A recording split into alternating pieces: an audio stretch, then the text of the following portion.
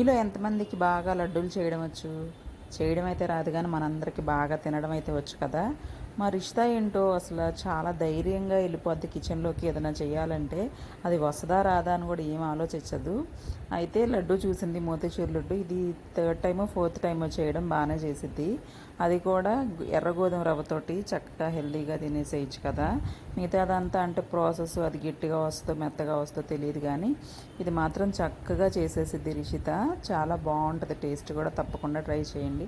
అన్నీ ఎలాగో ఇంట్లో ఉంటాయి కదా! అప్పటికప్పుడు స్వీట్ తినాలనిపించినప్పుడు ఇలా ఈజీగా చేసేసుకోవచ్చు. ముందు నెయ్యి వేసేసి అందులో డ్రై ఫ్రూట్స్‌ని ఫ్రై చేసి పక్కన పెట్టేసుకోండి. ఆ నెయ్యిలోనే మీరు ఎంతైతే తీసుకుంటున్నారో మెజరింగ్ కప్పు గోధుమ రవ్వ తీసుకోండి. కప్పు వేసుకోవచ్చు షుగర్ కూడా, కానీ నేను కొంచెం తక్కువే వేసుకుంటాము. వంటలు రాకపోయినా సరే ఇది చూసేసి చక్కగా చేసేసుకోవచ్చు అనమాట. మమ్మీని అడగక్కర్లేదు. మా అమ్మాయి అలాగే తయారు చేసేసింది.